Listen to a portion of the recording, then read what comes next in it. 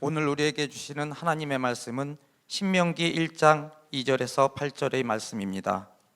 구약성경 258면에 있습니다. 다 찾으신 줄 알고 봉독하겠습니다. 호렙산에서 세일산을 지나 가데스 바네아까지 10하루길이었더라. 40째 해 11째 달 그 달 첫째 날에 모세가 이스라엘 자손에게 여호와께서 그들을 위하여 자기에게 주신 명령을 다 알렸으니, 그때는 모세가 헤스본에 거주하는 아모리 왕 시온을 쳐 죽이고 에드레이에서 아스다롯에 거주하는 바산한 옥을 쳐 죽인 후라. 모세가 요단 저쪽 모압 땅에서 이 율법을 설명하기 시작하였더라. 일러스되, 우리 하나님 여호와께서 호렙산에서 우리에게 말씀하여 이르시기를, 너희가 이 산에 거주한 지 오래니 방향을 돌려 행진하여 아모리 족속의 산지로 가고 그 근방 곳곳으로 가고 아라바와 산지와 평지와 네겝과 해안과 가나안 족속의 땅과 레바논과 큰 강 유브라데까지 가라. 내가 너희 조상 아브라함과 이삭과 야곱에게 맹세하여 그들과 그들의 후손에게 주리라 한 땅이 너희 앞에 있으니 들어가서 그 땅을 차지할지니라. 아멘.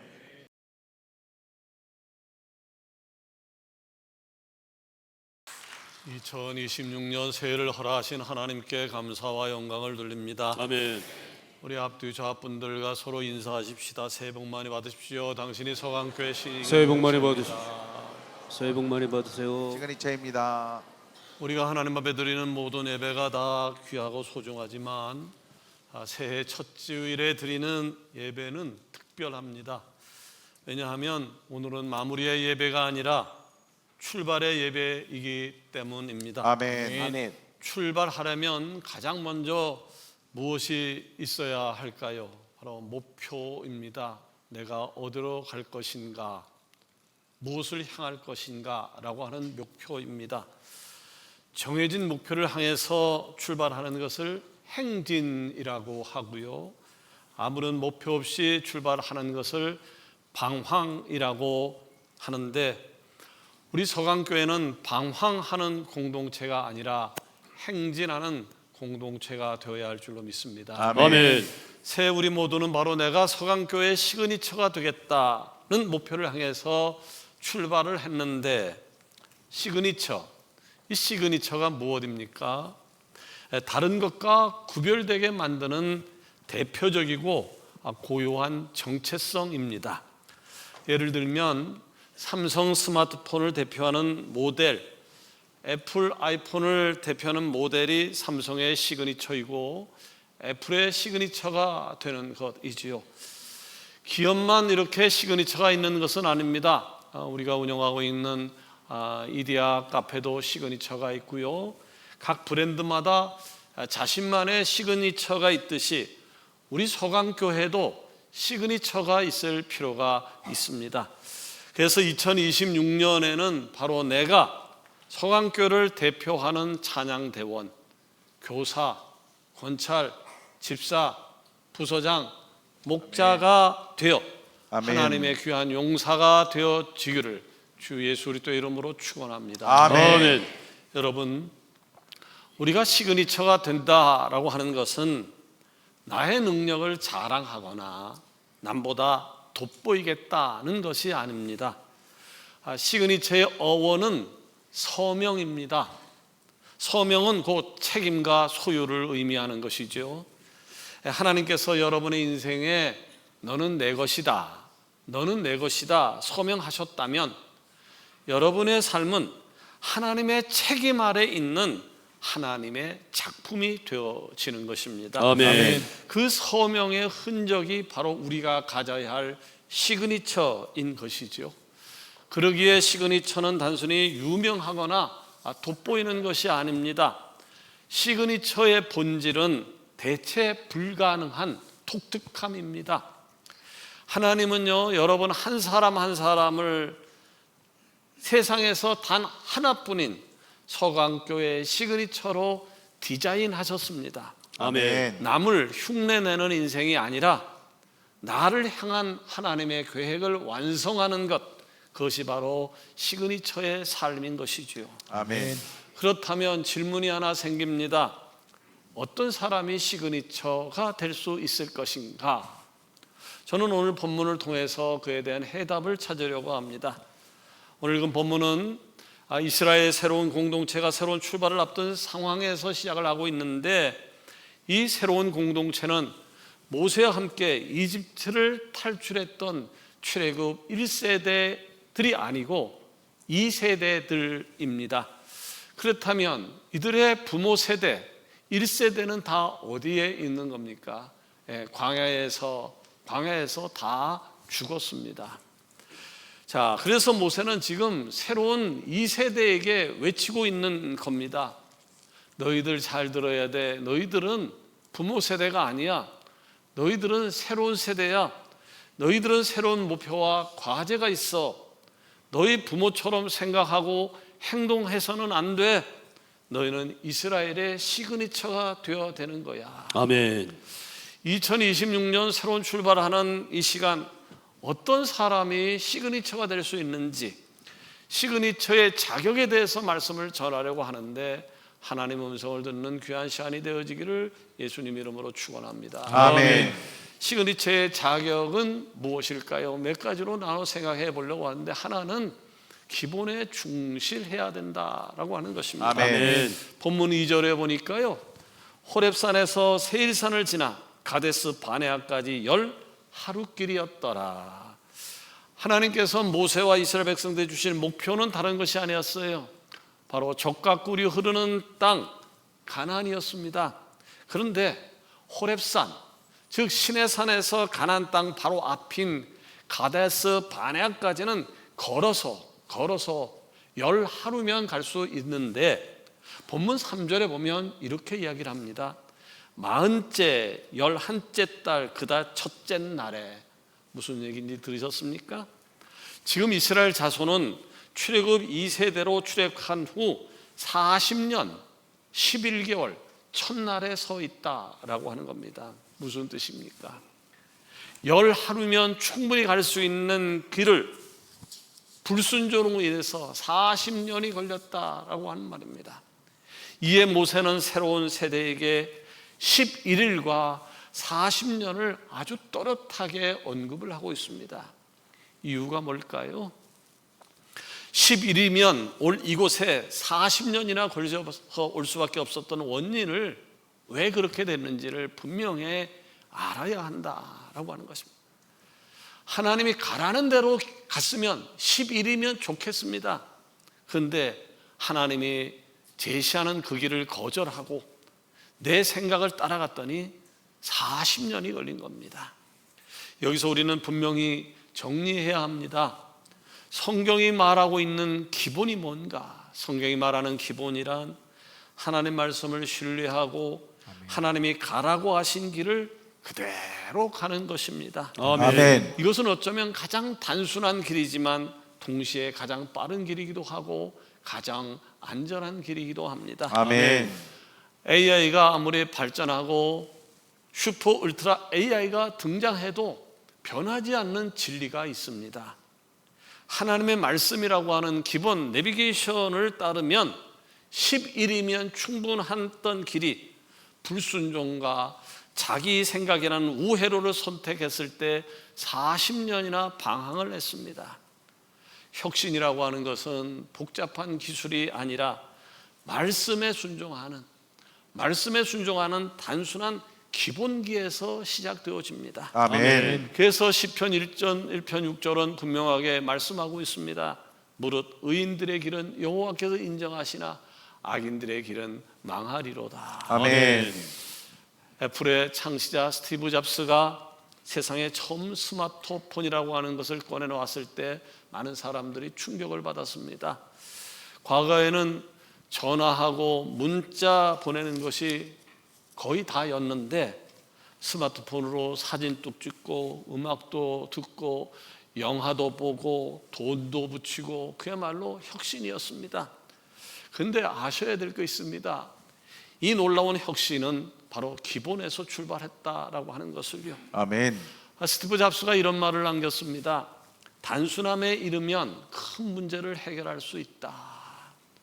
혁신을 하려면 단순해지라라고 하는 겁니다. 아멘. 다시 말해서 기본 중에 기본으로 돌아가야 큰 문제를 해결할 수 있다, 혁신을 이룰 수 있다라고 하는 것입니다. 아멘. 이렇게 기본에 충실하는 것, 기본 중에 기본으로 돌아가는 것, 이것이야말로 시그니처가 될 수 있는 첫 번째 자격 조건이 되어지는 것입니다. 그런데 출애굽 제1세대는 이렇게 하나님이 제시한 가장 빠른 길, 가장 안전한 길, 그래서 혁신적인 길을 스스로 저버렸습니다. 시그니처의 자격을 상실했던 겁니다. 그렇기 때문에 오늘 우리는 가장 빠른 길, 가장 안전한 길, 그래서 가장 혁신적인 길을 가야 할 것인데, 그것은 바로 하나님께서 가라고 하는 그 길을 가는 것, 그 기본에 충실하는 것임을 기억하는 은혜가 있기를 원합니다. 아멘. 두 번째로 시그니처의 자격이 있는데 그것은 방향을 돌리는 것입니다. 아멘. 새로운 믿음의 공동체, 즉 애굽 2세대 앞에서 모세는 본격적인 말씀을 전하기 시작했습니다. 6절에 보니까 너희가 이 산에 거주한 지 오래니, 너희가 이 산에 거주한 지 오래니. 이 말씀은 40년 전 시내산에 머물렀던 그때를 떠올리게 합니다. 바로 그때 무슨 일이 있었습니까? 여러분이 너무나 잘 알고 있는 금송아지 사건입니다. 출애굽기 32장 1절은 당시 사건을 이렇게 보도를 하고 있습니다. 백성이 모세가 산에서 내려오미 더딤을 보고 모여 백성이 아론에게 이르러 말하되 일어나라, 우리를 위하여 우리를 인도할 신을 만들라. 이 모세 곧 우리를 애굽 땅에서 인도해 낸 사람 어찌 되었는지 알지 못함이니라. 백성들이 금송아지를 만들었습니다. 왜 이스라엘 백성들은 가증스러운 우상 금송아지를 만들었을까요? 신의 산에 올라간 지도자가 시간이 지나도 내려오지 않는 겁니다. 저들이 믿고 따랐던 지도자가 눈에 안 보이게 되었습니다. 지도자가 눈에 안 보이니까 눈에 보이는 것을 만들었는데 그것이 바로 금송아지였습니다. 그리고는 금송아지를 향해서 이렇게 말합니다. 우리를 위하여 우리를 인도할 신이다. 금송아지가 신이랍니다. 이스라엘 1세대들이 이렇게 눈에 보이는 금송아지를 만들었던 근본적인 이유는 바로 불안 때문이었습니다. 하나님은 눈에 보이지 않죠. 자기들의 지도자 모세가 자리를 보니까 어떻게 될지를 몰라서 불안을 견디지 못해서 눈에 보이는 가짜 신을 만든 겁니다. 모세는 출애굽 2세대 앞에서 왜 하필 40년 전에 일어났던 사건을 되짚고 있는 것일까요? 홍해가 갈라지는 것을 봤고 하늘에서 떨어지는 만나를 먹었고 바에서 터져 나오는 생수를 마시고도 고작 며칠 지도자 모세가 보이지 않는다고 우상을 만들면서 애굽으로 다시 돌아가자는 배은망덕한 반역을 너희는 하지 말아야 된다라고 하는 것을 강조하기 위함이었습니다. 아멘. 모세는 지금 그럼 무엇을 해야 된다고 가르치고 있습니까? 7절에 보니까 방향을 돌려 행진하라. 방향을 아멘. 돌려 행진하라. 내비게이션을 켜고 어디를 가다 봐 잠깐 한눈을 팔게 되어지면 다른 길로 가는 경우가 흔합니다. 그러면 내비가 가만히 있지 않고 삑 소리를 내면서 경로를 이탈하셨습니다. 300m 앞에서 유턴하십시오. 아니면 우회전하십시오. 좌회전하십시오. 라고 이야기를 합니다. 방향을 바꿔야 목표한 지점에 갈 수 있다라고 하는 말입니다. 그렇습니다. 길을 잘못 들었으면 방향을 바꿔야 합니다. 아멘. 경로에 벗었다는 것을 알면서도 방향을 돌리지 않으면 결국은 망합니다. 혹시 여러분 피벗 전략이라는 말을 들어보셨습니까? 본래 피벗은 원뿔 모양으로 되는 회전축을 이야기하는데 이것이 현대의 기업 경영에 적용되기를 시작을 했습니다. 그래서 피벗 전략이란 사업의 비전을 유지하면서 전략을 변화시켜 기존 실패를 만회하는 방식을 뜻하는 것입니다. 간단하게 말하면 어떤 사업을 하다가 잘 안 돼요. 이게 아닌데 라고 하는 판단이 들면 트렌드에 맞게 방향을 바꿔야 성공할 수 있다라고 하는 것이죠. 여러분이 잘 알고 있는 넷플릭스, 티빙, 쿠팡 플레이, 디즈니 플러스 등 OTT가 일상이 된 시대에 여러분은 드라마나 영화를 어디에서 보시고 있습니까? 얼마 전까지만 해도 우리는 영화를 보려면 TV나 또는 영화관에 가는 것이 너무 당연했습니다. 근데 지금은요, 완전 어르신을 제외한 모든 거의 세대가 스마트폰이나 TV를 통해서 OTT 플랫폼으로 언제 어디서나 원하는 콘텐츠를 보고 있습니다. 한마디로 TV와 케이블 시대는 점점 과거의 것이 되어가고 있습니다. 넷플릭스는 원래 DVD나 비디오를 우편으로 빌려주는 사업으로 시작을 했습니다. 그런데 시장의 흐름을 읽은 넷플릭스는 이대로 가게 되면 망하겠다라고 하는 판단을 내렸고, 그래서 과감하게 방향을 틀었습니다. DVD 사업을 유지하면서도 인터넷 스트리밍으로 완전히 피벗한 겁니다. 인터넷을 통해서 드라마나 영화를 바로 볼 수 있게끔 바꾼 이 결정이 대박을 터뜨렸고, 오늘날 전 세계를 대표하는 스트리밍 제국이 되었던 것이지요. 넷플릭스가 과거의 성공 모델이었던 DVD를 과감하게 버리고 스트리밍으로 피벗했듯이 우리 역시 광야의 잘못된 습관인 불안을 버리고 약속의 땅을 향한 신뢰로 영적 피벗을 단행해야 합니다. 아멘. 아멘. 방향을 돌리지 않으면 목적지에 도달할 수 없습니다. 근데 이 피벗 전략의 원조가 모세라는 사실을 아십니까? 오늘 본문에 보면 모세는 이 세대들에게 방향을 돌리라 외치고 있습니다. 그렇습니다.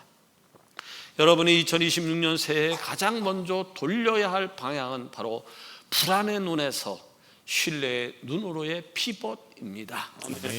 환경이 변하지 않아서 불안하십니까? 내 뜻대로 되지 않아서 두려우십니까?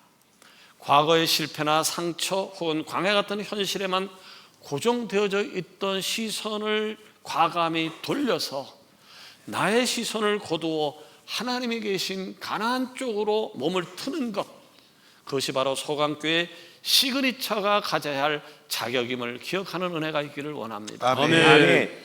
세 번째로 시그니처의 자격은 행동을 통해서 목표를 성취하는 것입니다. 아멘. 아멘. 새로운 공동체에게 모세는 계속해서 하나님의 명령을 전달하고 있는데 8절입니다. 들어가서 그 땅을 차지할지니라. 들어가서 아멘. 그 땅을 차지할지. 약속의 땅 가나안 땅에 들어가서 그 땅을 차지하는 것, 이것이 하나님이 이스라엘 공동체에게 준 최종 목표이자 비전이었습니다.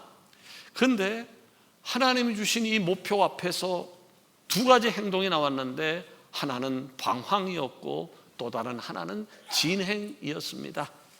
외형적으로 보면 방황이나 진행이나 비슷합니다. 방황은 어디론가 걷는 것이고 행진도 어디론가 걷는 것이지만 핵심을 살펴보면 이 둘은 완전히 다른 것입니다. 방황은 목표가 없습니다. 목표를 잃어버리고 1년, 10년, 50년을 아무리 걷고 또 걸어봤자 아무런 결과가 나오지 않습니다. 그러나 행진은 뚜렷한 목표를 가지고 나아갑니다. 1년이 걸리든 10년이 걸리든 50년이 걸리든 뚜렷한 목표가 있기에 거기에는 결과도 있고 효과가 있는 것입니다. 아멘. 아멘. 아쉽게도 출애굽 1세대는 행진을 한 것이 아니라 방황했습니다. 하나님이 모세를 통해 주신 목표와 비전, 그 땅을 들어가서 차지하라, 그 땅에 들어가서 차지하라고 하는 이 하나님의 목표를 잃어버렸기 때문에 이들은 평생을 걸었지만 약속의 땅은 밟아보지도 못하고 광야에서 다 죽었습니다. 그러나 출애굽 2세대는 들어가서 그 땅을 차지하라고 하는 하나님이 주신 목표와 비전을 향해서 한 걸음 한 걸음 걸어갔고 요단강을 건넜고 마침내 약속의 땅을 차지할 수 있었습니다. 그리고 이들은 지도자 여호수아와 함께 여리고성을 무너뜨렸고 아이성을 무너뜨렸고 헤브론을 점령했고 결국은 가나안 땅을 정복했습니다. 시그니처의 자격은 무엇입니까? 약속을 믿고 그 땅을 들어가는 자가 시그니처입니다. 아멘. 행동하는 자, 목표를 향해서 전진하는 자, 이 사람이 시그니처입니다. 아멘. 그러면 여기서 우리가 곰곰이 생각해 볼 것이 하나 있습니다. 왜 출애굽 1세대는 목표를 상실한 채 방황한 인생이 되었을까요? 그 이유는 실패하는 것이 두려워서였습니다. 가나안 사람들을 쳐다보니까 저들은 고인이고 우리가 거기에 비하면 메뚜기 같다는 공포에 질려버린 것이죠. 여러분, 여기서 바로 시그니처가 될 것인가 안 될 것인가 라고 하는 것이 결정이 되어집니다. 출애굽 1세대는 환경에 압도되어서 스스로 보잘것없는 메뚜기의 시그니처로 보았던 것입니다. 그런데 2세대는 그렇지 않았어요. 2세대들은 자신들을 가나안을 정복할 하나님의 군대 시그니처로 보았던 것이지요. 아멘. 아멘. 바로 이것이 중요합니다. 여러분이 스스로 어떻게 정의를 하느냐에 따라서 2026년 한 해가 의미 없는 방황이 될지 승리를 향한 행진이 될지, 여러분, 하나님은 내 편이시고 내가 하나님께 연결이 되어져 있다면 세상은 우리의 밥임을 믿으시기를 바랍니다. 아멘. 그러므로 환경을 보는 눈이 아니라 나를 도우시는 하나님을 믿는 나 자신을 보는 눈을 가지십시오. 아멘. 이것이 아멘. 시그니처의 자격입니다. 아멘. 실패할 수 있습니다. 실패를 두려워하지 마십시오. 실패를 두려워해서 행동하지 않으면 어떠한 결과물도 얻을 수가 없습니다. 지금 우리 교회가 화납니다. 화난 이유는 수백 개의 전구가 우리를 비춰주기 때문에 화난 곳에서 예배를 드리는 겁니다. 아마 이 전구가 없었다면 우리는 예배를 드릴 때 촛불을 켜야만 했을 겁니다. 이 전구를 발명한 사람이 에디슨입니다. 에디슨은 전구를 발명할 것이 무려 1만 번의 실패를 했다고 그럽니다.